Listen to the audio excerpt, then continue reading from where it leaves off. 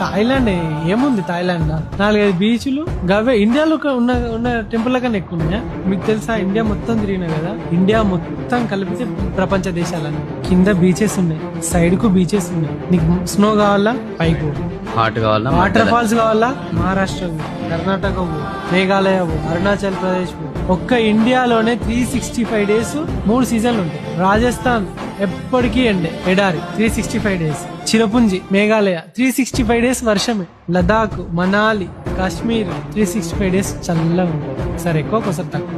Beach life 365 days వేడిగానే ఉంటుంది. తమిళనాడు, గోవా, కేరళ, మన ఆంధ్రప్రదేశ్ లో విశాఖపట్నం, ఇంకా చాలా బీచ్లు ఉన్నాయి అక్కడ, యానం, ఇవన్నీ. వేరే కంట్రీస్ లో బీచ్ కోసం పోతావు, లేకుంటే స్నో కోసం పోతావు, లేకుంటే వాటర్ ఫాల్స్ కోసం పోతావు, రైనీ సీజన్ కోసం పోతావు. ఇండియా ఒక్కటే, ఇండియాలోనే చలి పెడితే అటుపో, ఉడకపోతే ఇటుపో, పిచ్చిలేస్తే ఇటుపో, నేచర్ కావాలంటే అటుపో అని ఇండియా మొత్తం కలిపితే మిగతా అన్ని కంట్రీస్. కానీ టూరిజం లో జీరో. ఫారినర్ వస్తాడు ఎవడన్నా. అదే మన దగ్గర స్కామ్ స్టార్లు, డిసిప్లిన్ లేకపోవడాలు, ఇవన్నీ వచ్చినోనికి మళ్ళీ యాడ్ చేసి ఫారినర్ వస్తే ఎక్కడికి వస్తాడు? ఫారినర్ వస్తే కూడా ఇప్పుడు కింద మధ్యలో కేరళకి పోతాడు, ఆ మధ్యలో గోవాకి అక్కడికి గోవా వస్తే కూడా కూడా రేప్ చేసి పంపిస్తారు.